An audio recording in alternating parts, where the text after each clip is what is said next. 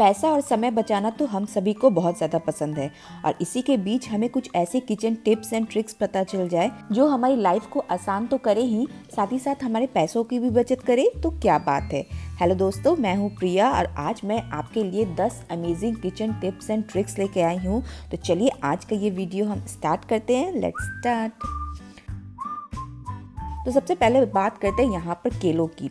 जब भी केला घर पे आता है और इस तरह से कुछ ज़्यादा केले घर पे आ जाते हैं, हमें हमेशा डर रहता है कि केले पक ना जाए और हमारे पैसे बर्बाद ना हो जाएं। तो इससे बचने का उपाय ये है कि आप लीजिए एक एल्युमिनियम फॉइल और इसके ऊपर वाले सिरे में यहाँ पे आप इसे फोल्ड कर दें। ऐसा करने से इसका हवा से कांटेक्ट खत्म हो जाता है और केले आपके बहुत दिनों तक फ्रेश रहते हैं, जिसे आप ज़्यादा दिन तक यूज़ कर सकते हैं। तो चलिए चलते हैं अपने नेक्स्ट टिप की ओर। जब भी हमारे घर में चिप्स या फ्राइम्स की फरमाइश आती है और हम कोई बड़ा बर्तन या ज़्यादा तेल यूज़ नहीं करना चाहते हैं, तो आप सिंपल सा ले एक तड़का पैन, इसमें आप थोड़ा सा तेल डाल दें और इसमें अपने चिप्स एंड फ्राइम्स को आप फ्राई कर सकते हैं। ऐसा करने से कई फ़ायदे हैं। एक तो आपके बड़े बर्तन गंदे नहीं होंगे, प्लस थोड़े से तेल में ही आप बहुत ज़्यादा फ्राइम्स को फ्राई कर सकते हैं। तो कोई भी टाइम अब आपको चिप्स खाने का मन हो तो इस तरह से तड़का पैन में आप इसे फ्राई कर सकते हैं। मुझे इस टिप्स की सबसे खास बात ये लगती है कि कम तेल में ही फ्राइम्स अच्छी तरह एंड परफेक्ट फ्राई हो जाते हैं। जब भी कभी आपके घर में दही आए और इस तरह के अगर मटकी में आता है तब तो सही है, लेकिन आप पैकेट वाले दही वगैरह को यूज़ करते हैं तो आप उसे इमीडिएटली ही खाली कर दे एक कटोरी में। ऐसा करने से दही आपके खट्टे नहीं होंगे और वो बहुत दिनों तक चलेंगे। मेरे घर में इस तरह से मटकी में दही आती है, लेकिन फिर भी मैं इसे खाली करके एक दूसरे बर्तन में रखती हूँ। और हाँ, दही को जब आप फ्रिज में स्टोर करें तो हमेशा इसे अपर पार्ट में ही स्टोर करें, क्योंकि सबसे ऊपर वाला जो हिस्सा होता है फ्रिज का वो ज़्यादा ही ठंडा होता है, जिससे आपके दही खट्टे नहीं होंगे। जब भी आप रोस्टेड टमाटर की चटनी या रोस्टेड बैगन का भरता बनाएं तो आप टमाटर को इस तरह से यहाँ पर कट कर ले, यानी यहाँ पर आप एक कट मार्क का निशान लगा दें और फिर आप इससे गैस पे रोस्ट करें।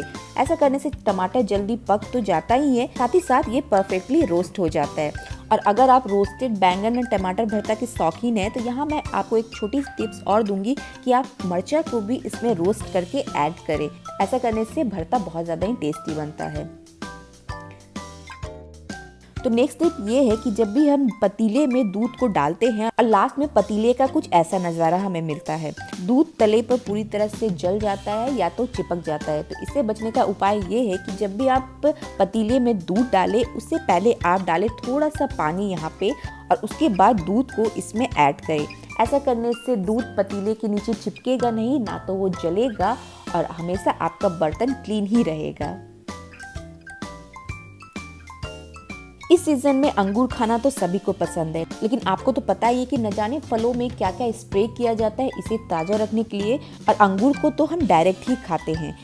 तो इसके लिए मैंने लिया एक बोल में पानी में सबसे पहले मैं डाल रही हूँ अंगूर को और उसके ऊपर डाल रही हूँ 1/4 चम्मच नमक डालने से क्या होगा कि जो भी इसके ऊपर प्रिजर्वेटिव वगैरह लगे रहते हैं या जो भी बैक्टीरिया वगैरह होंगे सारे निकल जाएंगे और आपका अंगूर हो जाएगा बिल्कुल फ्रेश। तो अंगूर खाने से पहले ये तरीका ज़रूर फॉलो करें।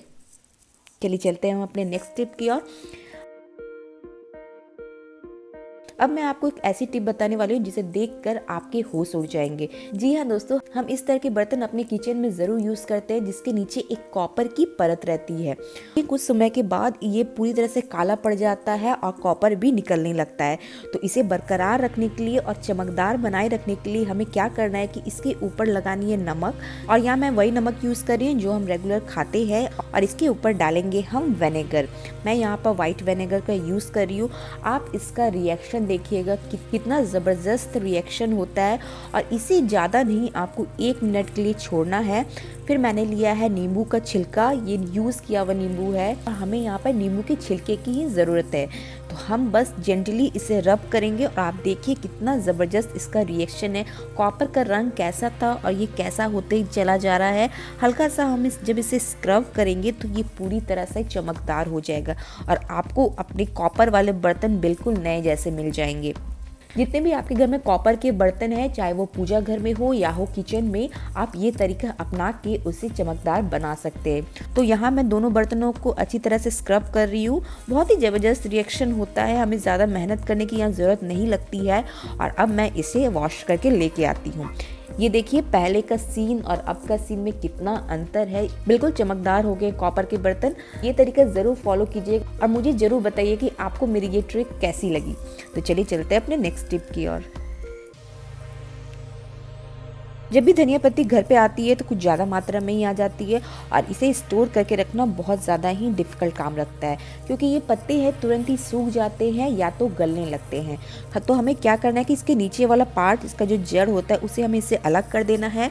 फिर लेना है एक कंटेनर। यहाँ पर आप कोई भी टिफ़िन बॉक्स का डब्बा या इस तरह का कोई भी डब्बा ले सकते हैं। इसके नीचे हम रखेंगे टिश्यू पेपर और टिश्यू पेपर के ऊपर रखेंगे धनिया पत्ती को। वापस से हम एक और लेयर इसके ऊपर टिश्यू पेपर का लगाएंगे और फिर लगा देंगे बॉक्स का डब्बा।